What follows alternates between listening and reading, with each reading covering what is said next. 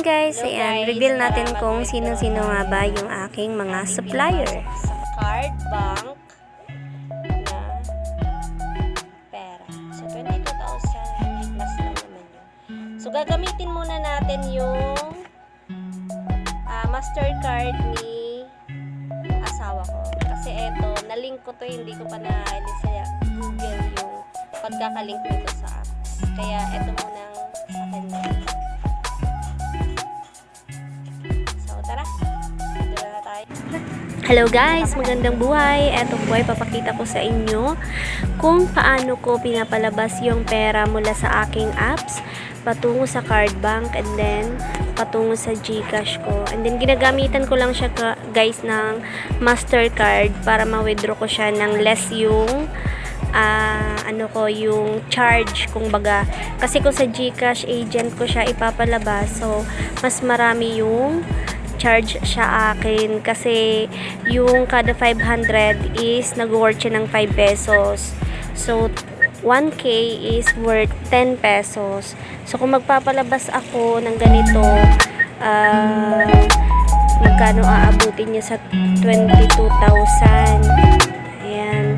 Kasi yung 22,000, yung 24,900 na pinalabas ko is babawasan siya ng card bank ko kasi pinapapasok ko siya doon. Bale, bayad ko siya. Bale, yung hulog ko, idinadaan ko sa pay bills. Ayan, yun yung kagandahan kasi yung card ko wala siyang problema kasi ginagamitan ko siya ng apps na grocery. Yan guys, yan yung apps na ginagamit ko, si grocery. Yung pay bills niya is ginagamit ko pang bayad sa loan ko and then sa load. Ayun, pinapalabas ko siya. So ngayon pinakita ko sa inyo is palabasin muna siya natin lahat yung binigay sa akin na credit line ni grocery na 25,500. So, binawasan na siya ng card bank kasi yung hulog ko dun is 2,300. So, yung tira dun is yun na lang yung mawi-withdraw ko. So, dito naman sa Mastercard ko, pag GCash kasi gamit mo is lang 10K yung palabas. So, ayan, dalawang 10K yung withdraw ko and then 2,000 plus yung huli. Ayan guys, so pag na-withdraw ka na yan, ayan, nakailang withdraw na ba ako dyan. Basta guys, tingnan nyo lang siya. Ganyan yung pag-withdraw dyan sa ATM. So, tuturo ko rin sa inyo kung paano ko ba nakuha or paano ba ako nagkaroon ng Mastercard sa GCash. Kasi dati wala naman akong Mastercard sa GCash guys. Ika-cash out ko lang yan dun sa mga GCash agent. So, medyo napag-isip-isip ko. Masyadong mataas. Cash in, cash out. Kaya, ayan.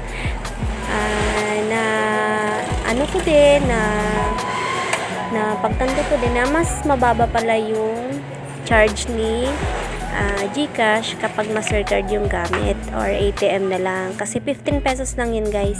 So, bale, 15, dalawang 10 is 30. Then, 2,500 ata yun, 15 ulit. So, nagkakahalaga lang siya ng 45 pesos lang lahat yung 22,000 plus. So, ayan guys, pumunta na kami dyan sa Moonbeak. Ayan, shout out sa mga cashier and bagger dyan sa Moonbeak na napapakabait. So, ayan. Ayan kami guys, bumibili ng pag-restock ng paninda namin. So, tara, samahan nyo akong mamili guys. Unti lang naman yung bibilhin natin kasi meron tayong deliver sa Sunday. Kaya, samahan nyo na lang ako yung mga bibiling ko dito na wala sa grocery. Kasi, meron sa kanila na wala dito, meron din dito na wala sa kanila, lalo na yung mga soft drink na di-bottle. Dito kami bumibili. Red Horse, ayan, Red Horse na 1 liter, Red Horse na 500, 8 ounce na Coke, Royal, and Sprite. Ayan, yung iba din na mga junk food, wala din sa kanila. So, dito ako bumibili. Kung hindi nyo gagamitin yung credit line ni grocery na binigay sa inyo sa pay bills, kasi nga hindi naman mauubos yun sa load, kumbaga wala naman makapagpa-GCash, pwede rin naman yung gayahin yung ginagawa ko na pinagbibili ko rin ng paninda. So, yung duration niya guys sa pagbayad is 1 week lang. So, halimbawa, pinalabas mong 25k. 1 week mo lang yun babayaran. Kaya dapat guys, sobrang dapat is consistent ka lang sa pagbayad sa kanila para tumaas yung credit line mo. Dati 4.5 lang ako dyan eh. 4.5 nagsimula, nag 7k, nag 9,500, nag 20. Basta guys, isang taon pa lang ako dyan. Pero ayan na, nasa 38,500 na yung credit line ko kay grocery. So, hindi pa masyado siyang develop masyado kasi meron pa silang mga dinedevelop na mga products like medicines. Ayan, pero kadalasan ng mga kailangan natin sa store is nandyan na kay grocery. Plus, yung pinapautang nila sa atin na nasa bills pay, yun ang malaking tulong guys. Dito sa video na to, ipapakita ko lang sa inyo kung paano ako nag-withdraw at paano din ako mag-restock ng paninda ko galing dun sa grocery apps. Pero next video natin is ituturo natin kung paano ko ba natagpuan si grocery. Yung mga maliliit na tindahan dyan, malalaki, pwedeng mag-apply sa kanila or kumuha sa kanila ng paninda. And then pwede nyo rin pataasin yung credit line nyo. Basta consistent lang, and then dapat magbayad kayo sa tamang oras sa tinakda nilang araw. Kasi dito sa tinambak is nasa Thursday yung punta dito ni shipper. Yung deliver nila is Tuesday, Thursday, and then Saturday. Pero yung singil nila is nasa Thursday siya guys. Webes sila naniningil. So, ayan, dapat Webes, Thursday is complete nyo na yung inyong credit. Dapat likom nyo na yung pera na dapat nyong bayaran. So, yan nga guys, kumuha tayo ng shampoo. Meron din sa kanila yan kasi medyo naubos na ako. Sabado pa deliver nila. Ano pala ngayon, Friday. Hindi, ngayon, Webes ba eh? Ayan. Basta nga pala guys, ipapaliwanag ko dun sa next video natin kung mga duration ng, halimbawa kung paano mo ipapasok yung pera na galing sa grocery apps to card, GCash, kung paano nga ba talaga yung tamang proseso. So, unahin muna natin ito kasi nauna ko i-video to guys.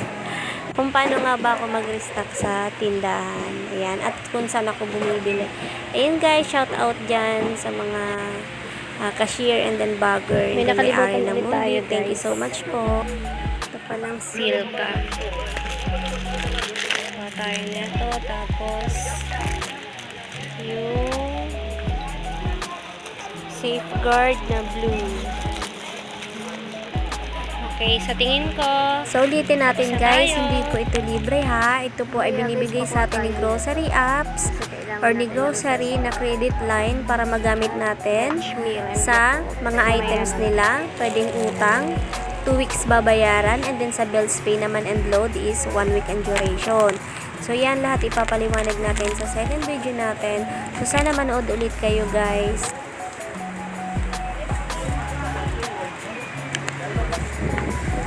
Shout out kay Manay na nakita ko dyan sa Moonbeak. Yung dating binibilhan namin sa May Pilarca. Manay. Hello, Manay. Mahihiling ka sa video ko.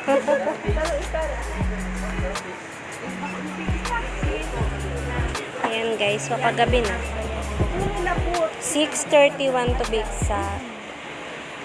Yan si Manay, nabibilan lamang namin yan sa Pilarca. Nagkasabay kami. Okay, mamaya ulit guys.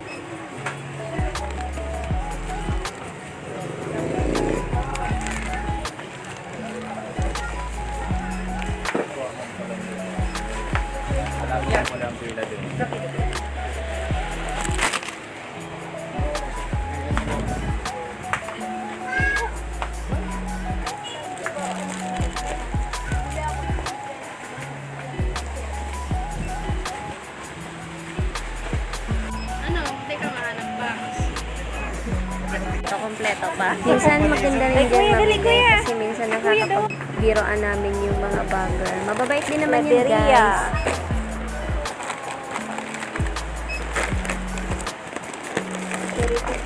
Dapat guys, kapag bibili ka, sinisegregate mo yung mga binibili mo. Halimbawa, chicheria siya, ito mga candy.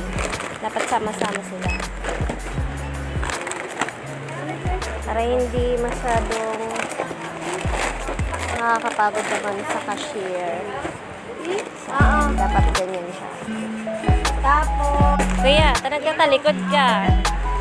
Kuya, lingon naman dyan, oh. Kahit isa lang, oh.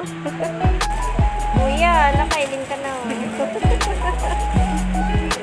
Ay, gwapo.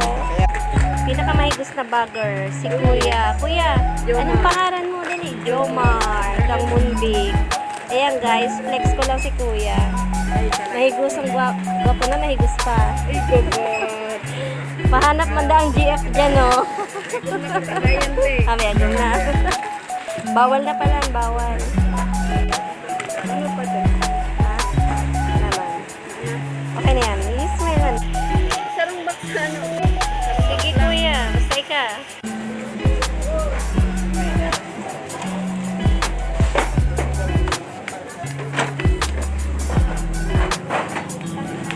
Ayan nga guys, tapos na akong mamili. Tilalagay na yung kuya sa labas. Sa top down. So, ayan si asawa ko. Yan ang mahal ko na napaka-supportive. Ayan, shout out kay Danberg Laberia. Guys, supportahan niyo yung page niyang Anberco Computer Services. Computer and Laptop Services. Dito lang sa Pilar. Kaya guys, ang gayos na ng cellphone, laptop. Ang galing niya guys. Kaya try niyo po magpaayos sa kanya para ma-experience niyo din talaga yung sinasabi ko. Yan dyan. Ayan. Ayan, okay na guys. Ginabi na kami guys. Mauli na kita. Let's go home. Ginabi na. Meron pa pala. Hintayin natin yung 1.5. Ayan na si Kuya. Ayan, Jomar. Shout out kay Salamat, Jomar. Kuya. Thank you po. Pagbalik ko na lang regalo mo, ha? Thank you. Ayan na guys, pauwi na tayo. Nabanggihan ang magjowa. Banggi na naman.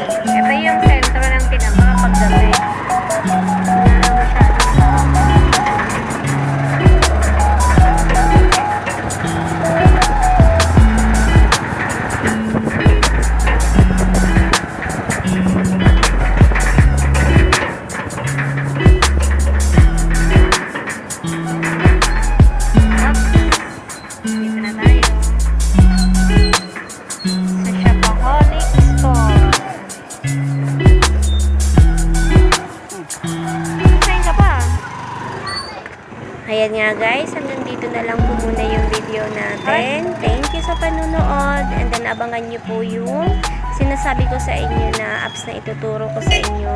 Kasi malaking tulong to guys, lalo na sa mga nag-uumpisa pa lang. Maging partner nyo si grocery at maging consistent na kayo sa pagbayad nyo. Wala kayong magiging problema at tataas ang credit line Thank you guys nyo. for watching. God bless and good night.